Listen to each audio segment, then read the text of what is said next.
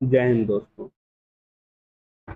आज हमारा क्लास 10 संस्कृत के एक और चैप्टर में आपका स्वागत है। इसमें एक चैप्टर को नहीं बात करेंगे बल्कि टोटल 3 चैप्टर के बात करेंगे। टोटल 3 चैप्टर के बारे में बात करेंगे। ये आपका नोट भी हो जाएगा, आप इसे नोट भी कर सकते हैं, प्रॉपर रूप से नोट कर सकते हैं, समझ गए। और ये जो आपका वीडियो है याद रखिएगा हार्ड वाला, आप जानते हैं ये जो सीरीज है टोटल हार्ड वाला ही क्या करा आपका बन रहा है। ये हार्ड वाला जो है हम इसी के बारे में बात करेंगे। टोटल 3 चैप्टर आज कुछ ही टाइम में आपके खत्म हो जाएंगे, अभी तुरंत 10 मिनट के करीब। आपका बहुत छोटा सा कीमती वक्त ले रहे हैं और ये जो कीमती वक्त ये सिर्फ हमारा ही नहीं है बल्कि आपका है, बहुत ज्यादा हो जाएगा क्योंकि आप रील स्क्रॉल करके आप समय व्यर्थ करने से अच्छा है ये जो 3 चैप्टर आप खत्म कर लिया जिसका आप कंफर्म हो जाएगा। इससे चैप्टर से एक भी क्वेश्चन नहीं छूटेगा। चलिए हम वीडियो स्टार्ट करते हैं बिना वक्त गवाए। तो समझिए पहला हमारा क्वेश्चन है क्या, नीति श्लोक चैप्टर है हमारा और इसी चैप्टर से जो क्वेश्चन क्या क्या पहला है नीति श्लोक में टोटल 10 श्लोक है। याद रखिए इस चैप्टर में टोटल 10 श्लोक है। ये जो मोस्ट भूल जाते हैं बच्चे कि नीति श्लोक में कितने श्लोक है, नीति श्लोक चैप्टर में कितने श्लोक है, टोटल 10 श्लोक है। याद गया टोटल 10 श्लोक। महाभारत युद्ध के आरंभ में धृतराष्ट्र में अपनी चित्त शांति के लिए विदुर से परामर्श लिए। याद रखिए धृतराष्ट्र ने किससे परामर्श लिए थे, यानी कि किससे थोड़ा बहुत सलाह लेते थे और जानकारी पूछते थे, विदुर। कौन? धृतराष्ट्र। कौन? धृतराष्ट्र जो अंधा था, समझ गए। सुनिए नीति श्लोक कहाँ का अंग है, एक महाभारत का अंग है, समझिए महाभारत का अंग है। अब याद देखिए यहाँ से क्वेश्चन स्टार्ट हो गया अच्छा खासा। याद रखिए नरक के कितने द्वार है, 2 नंबर में भी पूछा जाता है। याद रखिए 3, काम क्रोध और लोभ। काम क्रोध और लोभ, का ला काम क्रोध और लोभ। और ऐश्वर्य चाहने वाले लोगों को 6 दोष को हमेशा त्याग देना। जो इंसान बड़ा बनना चाहता है इसको 6 चीज को त्यागना होगा। पहला तो निंद्रा, तंद्रा, डर, क्रोध, आलस और किसी भी काम को देरी से करने के लिए। ये 6 काम यदि आप त्याग देते हैं तो आप सक्सेस को राह पे पहुंच जाइएगा। निंद्रा, तंद्रा, डर, क्रोध, आलस से किसी काम को देर तक करना, समझिए जल्दी फटाफट करने का। अब सत्य से किसकी रक्षा होती है, याद है सत्य से धर्म की रक्षा होती है।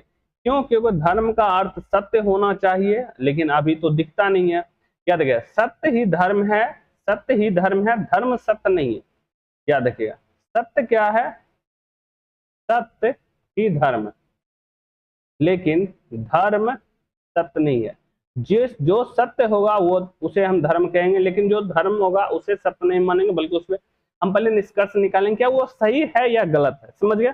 तो अब सुनिए नेक्स्ट हमारा क्वेश्चन, अभ्यास से किसकी रक्षा होती है, विद्या की रक्षा होती है। क्योंकि आप अगर प्रैक्टिस नहीं करिएगा, रिवीजन नहीं करेगा, आपका विद्या नष्ट हो जाएगा, समझ गए। नेक्स्ट हमारा क्वेश्चन क्या है, श्रृंगार। श्रृंगार की रूप से रक्षा होती है। श्रृंगार को किससे रक्षा होती है, रूप की यानी कि आप सजिएगा धजिएगा तब ना अच्छा दिखेगा, ना बॉडी ना फेस दिखेगा, इसका मतलब श्रृंगार करेगा तब आपका रूप अच्छा दिखेगा। अच्छे आचरण से कुल यानी परिवार की रक्षा होती है। अच्छे आचरण से किसकी रक्षा होती है, परिवार की। और स्त्री जो है घर की लक्ष्मी। क्वेश्चन पूछेगा घर की लक्ष्मी कौन होती है, स्त्री।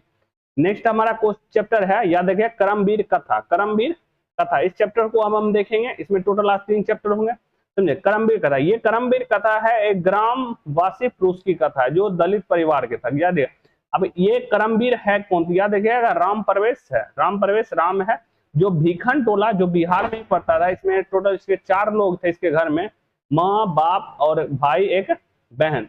टोटल 4 भाई थे, खुद लगा के 4 बच्चे, टोटल 4 ही लोग इसके परिवार में रहते थे। इनका घर कहाँ था, भीखन टोला बिहार में। राम प्रवेश जो प्रतिष्ठा अपने राज्य और केंद्र दोनों पर था, यानी इसका नाम था पूरा राज्य और देश लेवल पर टोटल में उसका नाम फैला हुआ था बहुत ज्यादा। अब राम प्रवेश को ही करमवीर कहा गया। याद रखिए करमवीर किनको कहा गया, राम प्रवेश को ही कहा। नेक्स्ट हमारा चैप्टर है स्वामी दयानंद के बारे में, समझिए। कह रहा 19वीं सदी में समाज सुधार। यार स्वामी दयानंद क्या थे, समाज सुधारक थे। स्वामी दयानंद बहुत प्रसिद्ध थे। स्वामी दयानंद का जन्म याद रखिए गुजरात के टंकारा में। गुजरात के टंकारा में 1824 हुआ था। मूल नाम क्या था इनका, मूल शंकर, मतलब मेन उसका नाम क्या था, मूल शंकर। याद रखिए मेन कौन सा नाम इनका, मूल शंकर। ये मथुरा से ज्ञान प्राप्ति के लिए बिरजानंद के पास पहुंचे। किसके पास पहुंचे थे, बिरजानंद। और इसने सत्यार्थ प्रश्न प्रकाश नामक ग्रंथ की, याद है सत्यार्थ प्रकाश ग्रंथ की रचना किन्होंने किया था, स्वामी दयानंद के। और 1875 में याद रखें मुंबई में आर्य समाज की स्थापना की। याद रखें आर्य समाज की स्थापना किसने की? स्वामी दयानंद सरस्वती ने देखिए वर्तमान समय में आर्य समाज जो है, आर्य समाज की शाखाएं देश विदेश में, माने देश दुनिया में है, मतलब हमारे देश से बाहर भी इनका शाखाएं हैं, इसलिए कहा गया देश विदेश में है। याद है दयानंद की मृत्यु 1800 याद देखिएगा 83 में हुई थी। अब याद है डीएवी विद्यालय जो है ये स्वामी दयानंद के अनुयायी जो उनको मानते थे उन्होंने ही बनाया था। डीएवी विद्यालय को बनाया था दयानंद एंग्लो वैदिक, मतलब ये इनका विद्यालय का नाम था। इन्होंने ही इनके नाम पे क्या किया था? शुरुआत किया था। समझ गया? आई थिंक ये 3 चैप्टर आपको क्या हो गया? खत्म। नेक्स्ट हमारा जो वीडियो आएगा उसमें आपका हो सकता है पूरा चैप्टर क्या करे? संस्कृत का खत्म हो जाए। ये ओनली वन हार्ड है। यदि आप फुल वीडियो देखना चाहते हैं तो मैं फिर से बना दूंगा, आप प्लीज कमेंट करें। तो मिलते हैं अपने नेक्स्ट वीडियो में। जय हिंद, जय भारत।